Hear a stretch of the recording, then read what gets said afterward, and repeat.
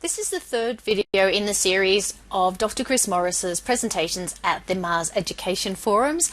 This one was presented on the 18th of November. Dr. Morris started off the session by running through questions from the previous week. One of the questions he was asked was, can you do anything in a pre-arrival encounter? The answer to that is yes. The purpose of a pre-arrival encounter is so that you can order medications, pathology and radiology and have those orders available for when the patient admits. Medications will stay in that encounter when it gets flipped into an outpatient encounter, for example. They can be a little bit confusing though, because pre-arrival encounters use inpatient orders, but then when the patient admits and the encounter is what we call flipped into an outpatient encounter, they are then flipped into outpatient orders. But in short, yes, you can absolutely order in a pre-arrival encounter. That is the purpose for them, so that you can attach documentation and orders before the patient arrives. Another question that arose was, why can't you order 2 APTTs at once for different times? Dr. Morris said he was unsure because he can do it, and it is actually possible to order 2 APTs at once as long as you're changing the time. If you change the time of the tests, then they can both be ordered. However, if you do leave the 2 tests at the same time, the system recognizes that as a duplicate. And as Dr. Morris said, there are predefined minimum test intervals. Another question that arose was about the smart templates for lab results. So they aren't working at present, and to be upfront, Dr. Morris was not sure that they would be working anytime soon, but it is something that's absolutely been requested, and comms will come out around that when that is working. Another question was asked that, can you make a patient list for an SMO? And the answer to that is that the SMO needs to make the list themselves and share that list. You cannot do it on behalf of the SMO. But again, it is something that has been presented as a optimization possibility in the future, that you might be able to do that for one or multiple consultants. And another question that arose was, can you delete a preliminary note? And the answer is no. You cannot delete anything out of a patient's chart. The only part of a chart that can be deleted from is IPASS, which was discussed in the first video, but that is the only place, because that does not go into the patient's chart. Any information that is entered into the patient's chart remains there. You can put it into an in error status by marking it as in error, but you will never be able to delete the note. And finally, someone asked the question, do encounters matter now? Dr. Morris gave the answer on the screen there, and just in addition to that, encounters do matter now, yes, because it's where you're documenting about the patient. So if your patient is an inpatient now, you want to be in the current inpatient encounter. If you open up the wrong inpatient encounter, it might be one that they were discharged from a year ago, or it could be an outpatient encounter from 6 months ago. Encounters are really, really important. Anything you document into the incorrect encounter is not visible to everyone else who is viewing the correct encounter, which is very important as we move into Mars and move into medication ordering. Dr. Morris briefly talked about benefits of introducing the Mars system. And the first one is that we're catching up to the rest of the world. So this is something that is implemented worldwide, and Cerner, who developed the software that we are using, PowerChart, they have worldwide clients. So we've been able to draw on the knowledge and experiences of other facilities around the world, and we're just catching up to them. And we're doing so by making the most of all of their valuable feedback and lessons learned, and looking at what worked and what didn't, and we can put all of that into our rollout to ensure that it is a success. And in some regards, we are actually catching up with other areas of Australia. So there are other facilities that are already using releases of PowerChart or other digital systems. However, when we go live, we will be leading the way for a project this size. The last video touched on order sentences and alerts. And we also talked about timing in the last video, but we didn't get the opportunity to look at icons. So we'll be looking at the LAM icons, we'll be looking at related results, we'll be looking at tapering and VDA, which is the variable dosing feature.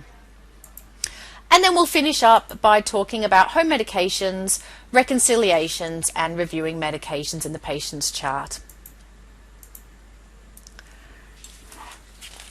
So the first thing I will do then is we'll start off by looking at the related results and tapering and VDA. To do that, I'm going to need to place some orders in the patient's chart.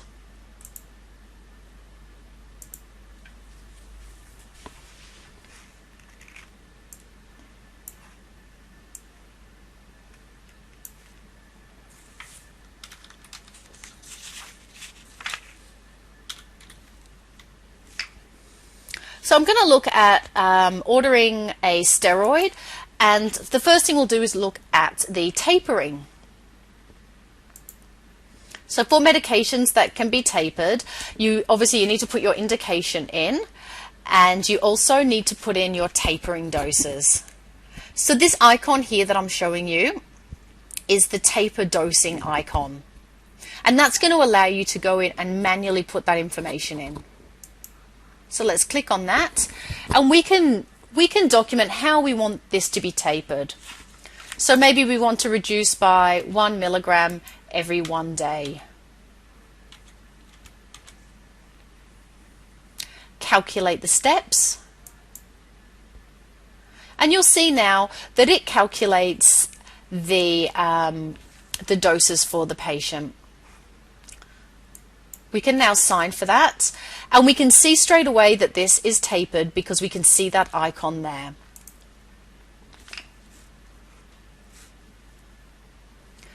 And now we're getting an alert, a dose range alert, letting us know that the system is unable to complete the dose range check because the supplied orderable belongs to multiple groupers.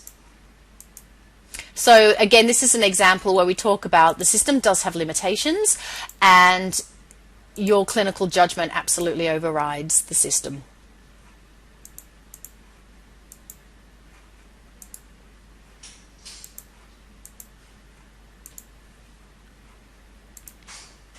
I'm getting multiple ones here because I'm getting the override alert on the multiple orders. So when I refresh my screen, I can see it here. Now I'm going to go to the MAR and show you how it looks on the MAR. So when I refresh, I can now see straight away that that is part of a tapered order. And if I go to taper view, I will only see the medications that are that have been ordered as taper meds. So we can see the different dates here, and we can see the different dosing as well. So that was to demonstrate tapering to you. I'm now going to show you related results.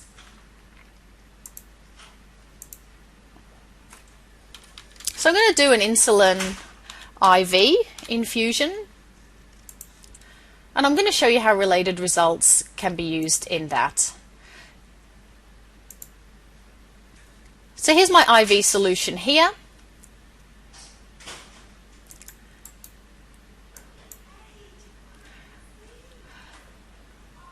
I can go to related results here, and this is where you would see the results for that patient here. So in this particular demonstration, we don't actually have any, but this is where you would see the related results in here, and then that will help you dose accordingly. So always remember, when you're placing your orders, related results, and you'll be able to see the most recent relevant results sitting in here. Next, I'm going to show you the variable dosing. And this is done through a care set, and I'm going to use the subcut insulin as an example here.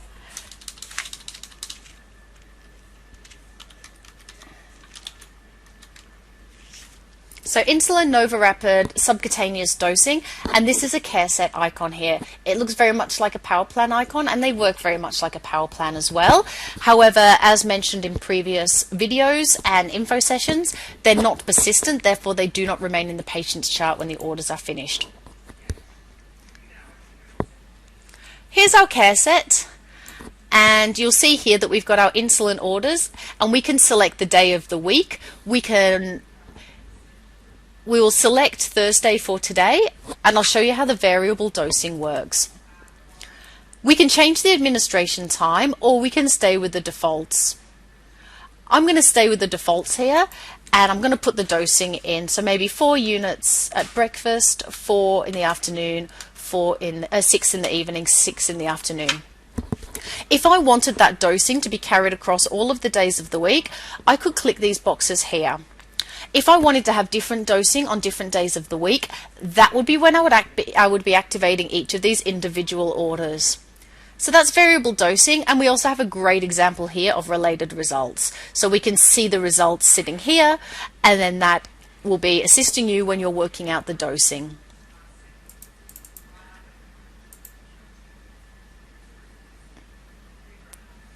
Okay, and I'll sign for that one. We're getting this alert here, dose range check. Unable to complete dose range check. That is because variable dosing does not have the ability for dose range checking. So again, limitation of the system and your clinical judgment is required. Next, I'm going to show you the icon for non-LAM medications. So I'm going to add an order for Lamisil. I might make this one as a discharge prescription because I know that gives me lots of results. When you see this yellow icon here, this is indicating that this is a non-LAM medication, so it is not a listed approved medication. So when we're placing our orders, for our inpatient orders, we always want to be choosing the ones that do not have that icon. Dr. Morris then talked about home medications. So from Doctor View, we'll go to home medications. So home medications are the medications that your patient takes at home, and they can actually be quickly turned into inpatient orders with an administration reconciliation. So I'm going to show you a little bit about home medications now. We can review the patient's home meds, and I can see here that the patient currently uses ipratropium, metformin and salbutamol at home. But they've also told me that they also use diltiazem at home as well. So I need to update their medication history to document that additional home medication. So I'm going to go into meds history. And it brings up this screen here. Now, had the patient told us that they still take metformin, however the dose has changed, you can right click and modify from this screen here. I'm going to quickly add in diltiazem as a home medication. And you'll see that the order sentence has done all the hard work for us here. So I can simply sign this one. I'll just need to move my screen to do so.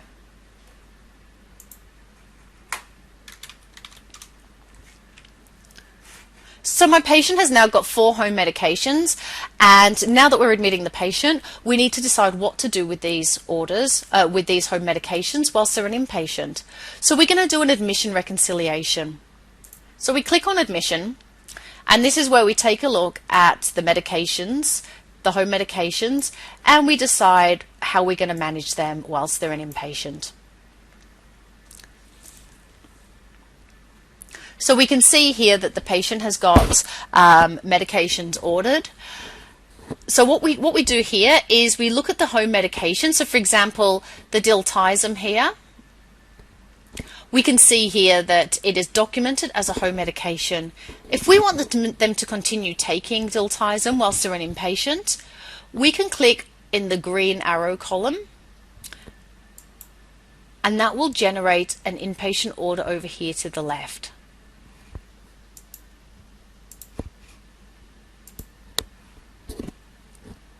Then we have our ipratropium. If we don't want them to continue that as an inpatient, we will put a stop to that order by clicking in the stop column. And maybe we'd like to continue the metformin. So by continuing the metformin, we're now placing an order over here, which is an inpatient order, and you can see the difference between the icons. And maybe we're going to cease the salbutamol whilst they're an inpatient. We need to put in the indication, so why are we prescribing diltiazem?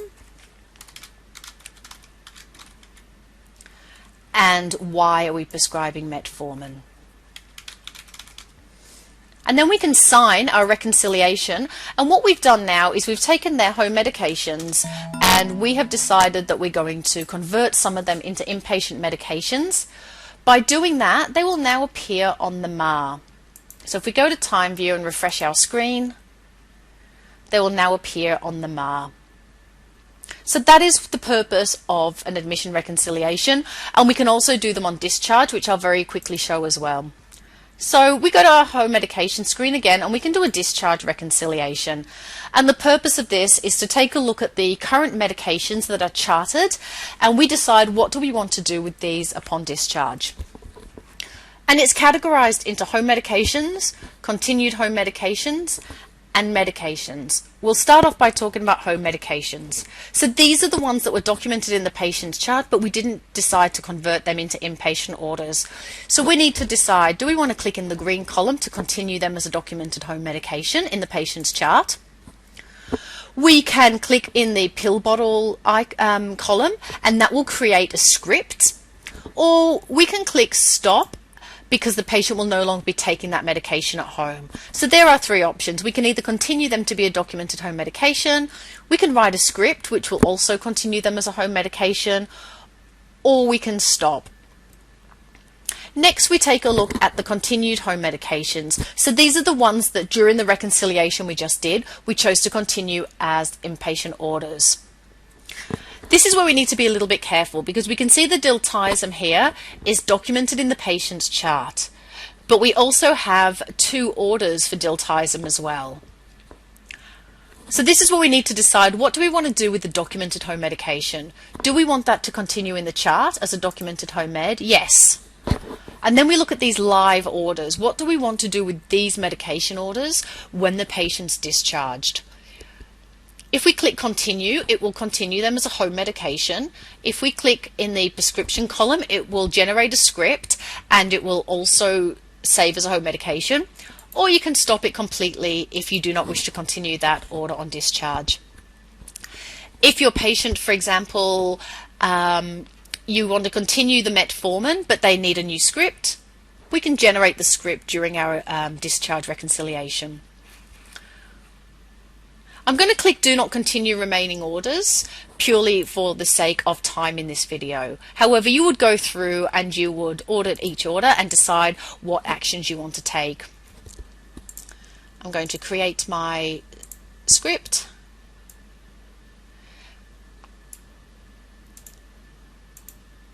And then sign. When the patient is discharged, all of the orders that we put a stop on, the orders will be discontinued on discharge. The metformin has printed a script, and the rest of the medications will present as home medications.